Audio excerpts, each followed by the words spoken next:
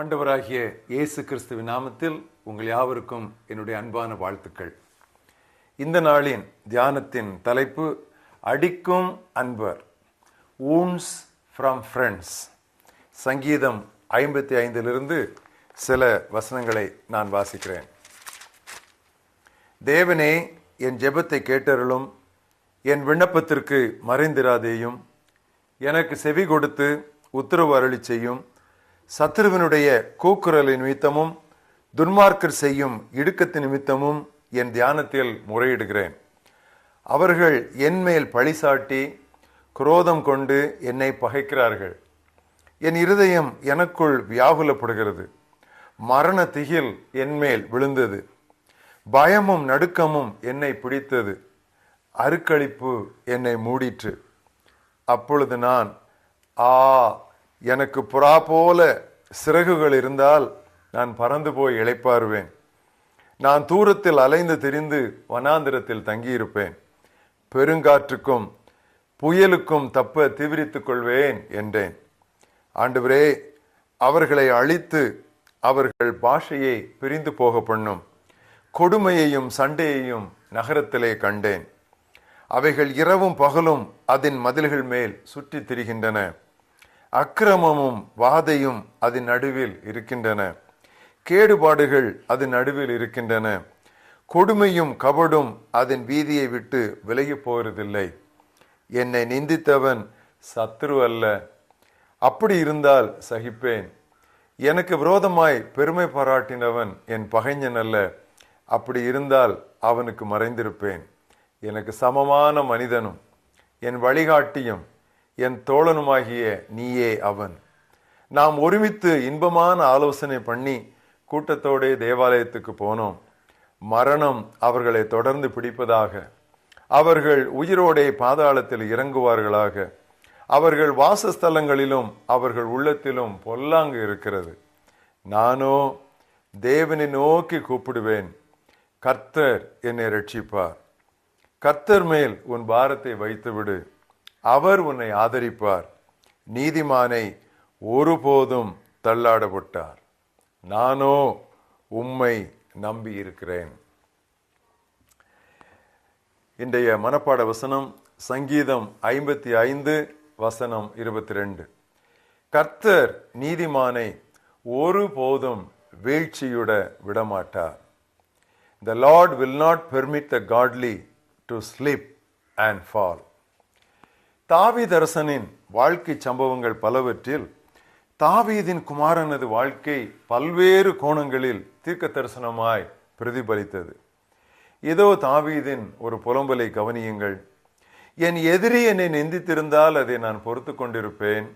ஆனால் என் நண்பனும் என் உயிர் தோழனுமாகிய நீயே என்னை எதிர்த்தாய் என்று அவன் சொல்லுகிறான். இயேசுவுக்கு கிடைத்ததும் இதுதானே. நண்பர்களிடமிருந்து அவருக்கு வந்த காயங்களை அவர் தமது பிதாவாகிய தேவன் மீது உள்ள பற்றுறுதியினாலும் அவர்கள் மீது கொண்டுள்ள அன்பினாலும் அவர் தாங்கிக் கொள்ள முடிந்தது. அதை சற்று விவரமாக நாம் இன்று பார்ப்போம். நமக்கும் நம்முடைய நண்பர்கள், நமக்கு நிறைய அன்பர்கள் இருந்து பல முறை நம்முடைய கைகளிலே நம்முடைய காயங்களை நாம் பெற்றுக்கொண்டிருக்கிறோம். என்ன செய்வேன் என்று தெரியாமல் வேறு யாரும் என்னை தாக்கி இருந்தால் பரவாயில்லையே, இது எனக்கு இவ்வளவு நெருங்கிய நண்பர் இப்படி என்னை கைவிட்டு விட்டாரே, எனக்கு விரோதமாய் பேசிவிட்டாரே, என்னை தாக்கி விட்டாரே என்று நாம் அங்கலாய்ப்பது உண்டு. அப்படிப்பட்ட சமயங்களிலே நாம் இரு காரியங்களை செய்ய வேண்டும். ஒன்று, நாம் பாதுகாப்பா இருக்கிறோம் என்கிற நிச்சயத்தை நாம் நினைவுபடுத்திக் கொள்ள வேண்டும். Confidence of security. பிசாசு தத்ரூபமாக யூதாஸின் இருதயத்திற்குள் நுழைந்து அவனது ஆண்டவரை அவன் காட்டிக் கொடுக்கும்படி அவனை தூண்டினான். தம்முடைய ஆத்துமாவை ஒரு வாள் துளைத்து செல்லும் அனுபவத்தை விட கொடியது இயேசுவுக்கு அந்த அனுபவம். ஆனாலும் அவர் தகர்ந்து விடவில்லை, நிதானமாயிருந்தார். ஏன் தெரியுமா? தந்தையானவர் எல்லாவற்றையும் தம்முடைய கைகளில் கொடுத்திருக்கிறார் என்றும் தாம் தந்தையிடமிருந்தே வந்து திரும்ப தந்தையிடமே திரும்பி போகிறார் என்றும் இயேசு அறிந்திருந்தார். கொலைகாரர் கையில் இயேசுவை யூதாஸ் ஒப்பு கொடுத்தது உண்மைதான்.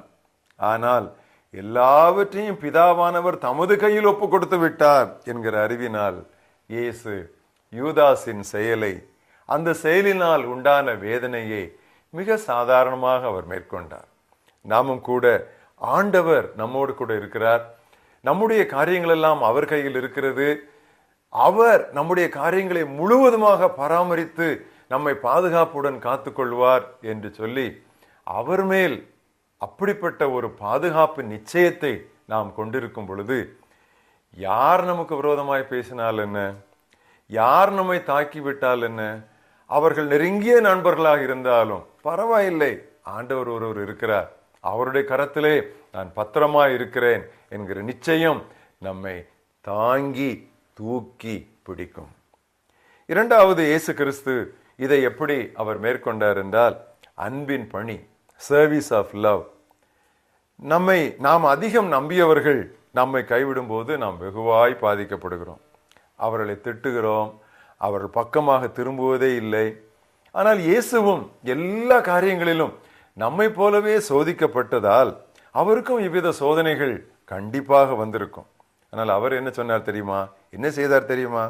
தொடர்ந்து தம்முடைய சீடருக்கு பணி செய்து கொண்டே இருந்தார்.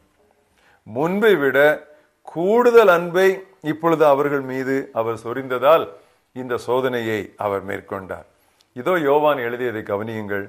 காட்டிக் கொடுக்கப்பட போகிறார் என்று அவருக்கு தெரியும். அவர் என்ன செய்தார் தெரியுமா?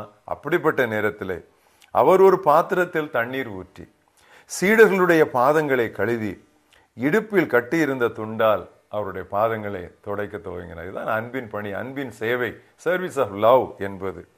தமது சீடர்கள் தவறினாலும் இயேசு அவர்களை எவ்வளவாய் நேசித்தார் என்பதை பாருங்கள். இந்த குறிப்பை அப்போஸ்தலனாகிய பவுல் தம்முடைய நினைவில் வைத்து கொரிந்தியர்களுக்கு அவர் எழுதும் பொழுது இப்படி சொன்னார், கர்த்தராகிய இயேசு தாம் காட்டிக் கொடுக்கப்பட்ட அன்று இரவிலே அப்பத்தை எடுத்து.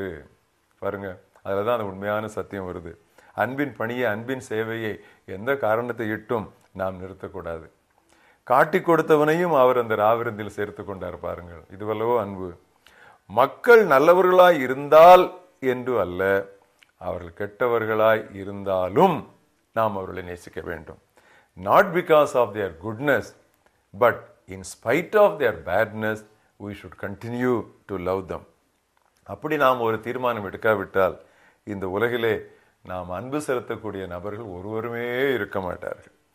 ஏனென்றால் எல்லாரும் ஏதாவது ஒரு வேளையிலே, ஏதாவது ஒரு காரியத்திலே நம்மை ஏமாற்றமடைய செய்வார்கள், நம்முடைய வேதனையை கிளறிவிட்டு விடுவார்கள். ஆனால் நாம் மக்களை நேசிக்க வேண்டியது அவர்களை நமக்கு தொடர்புடையவர்களாக, நண்பர்களாக, நமக்கு சமீபத்திலே கொண்டு வந்து பழக்க வைத்த முக்கியமான நோக்கம். அவர்கள் மூலமாக நம்முடைய வாழ்க்கையிலே சில காரியங்களை ஆண்டவர் செய்ய வேண்டும் என்று நினைத்ததாலேயே. எனவே அந்த வேளையிலும் கூட தொடர்ந்து நாம் அவர்களுக்கு அன்பினால் பணி செய்து கொண்டே இருக்க வேண்டும். தஞ்சாவூர் வேதநாயகம் சாஸ்திரியார் 18ஆம் நூற்றாண்டிலே இப்படிப்பட்ட ஒரு பாடலை ஏற்றினார். அது கீர்த்தனை புத்தகத்திலே உண்டு. துன்ப துரிதத்திலும் அன்பையே பொழிகின்றார், துட்டர்கள் அதற்காக திட்டுகள் மொழிகின்றார், அன்பாய் பிழைக்க தமது ஆவியை கொடுக்கின்றார், அந்தோ நசரேத் ஐயர் நொந்தடி எடுக்கின்றார். இந்த சத்தியத்தை என்ன அழகாக வேதநாயகம் சாஸ்திரியார் கொண்டு வந்திருக்கிறார் பாருங்கள். நம்முடைய வாழ்க்கையில் கூட இதை நாம் ஒருபோதும் மறந்துவிடக்கூடாது. கர்த்தர் நீதிமானே ஒருபோதும் வீழ்ச்சியுற விட மாட்டார். என்னை கேட்டுக்கொண்டிருக்கிற பிரியமானவர்களே, உங்கள் கைகள் நண்பர்களின் வீட்டில் பட்ட காயங்களால் நிறைந்திருக்கின்றனவா? தைரியத்தை இழந்து போகாதிருங்கள். தேவனுடைய கரங்களில் நீங்கள் பாதுகாப்பா இருக்கிறீர்கள் என்ற நிச்சயத்தை மறுபடியும் ஊர்ஜிதப்படுத்திக் கொள்ளுங்கள். தொடர்ந்து உங்களை தாக்கும் மக்களுக்கு நன்மையே செய்து கொண்டிருங்கள். துவக்கத்திலிருந்து முடிவு வரை இயேசு தம்முடைய சீடர்களை அப்படியே நேசித்தார். அவர்கள் அவருடைய எதிர்பார்ப்புக்கு மிகவும் கீழே இறங்குகிற நாட்களில் கூட தம்முடைய அன்பை அவர் அவர்களை விட்டு எடுக்கவில்லை, குறைக்கவும் இல்லை. நல்ல ஆண்டவரே, இந்த அருமையான வேலைக்காக நாங்களுமே ஸ்தோத்திரிக்கிறோம். இந்த தியானத்திற்காக நாங்களுமே துதிக்கிறோம். இயேசு கிறிஸ்துவிடம் இருந்து சூழ்நிலை எப்படி இருந்தாலும், மக்கள் எப்படி எங்களோடு கூட பழகினாலும், நல்லதோ கெட்டதோ, எங்களுக்கு அவர்கள் நன்மை செய்கிறார்களோ தீமை செய்கிறார்களோ, அதை பற்றி சற்றும் கவலைப்படாமல் ஆண்டவருடைய கரங்களில் நாங்கள் பத்திரமாய் இருக்கிறோம். தொடர்ந்து மக்களுக்கு நாங்கள் நன்மையே செய்வோம் என்று அந்த தீர்மானத்தை இன்று நாங்கள் எடுக்க எங்களுக்கு உதவி செய்யும். எங்களுடைய கரங்களிலே எங்களுடைய நண்பர்கள் வீட்டிலே பட்ட காயங்கள் உண்டு ஆண்டவரே. காயங்கள் என்றால் அது காயங்கள் தான், அது வேதனை தான். ஆனாலும் கூட உம்முடைய முகத்தை நோக்கி பார்த்து உம்முடைய குமாரனாய் இயேசு கிறிஸ்துவினுடைய அந்த மாதிரியை நாங்கள் பின்பற்றி இந்த சோதனையிலும் வெற்றி எடுக்க எங்களுக்கு உதவி செய்யும். இயேசு கிறிஸ்துவின் நாமத்தில் ஜெபிக்கிறோம் எங்கள் ஜீவனுள்ள பிதாவே, ஆமென்.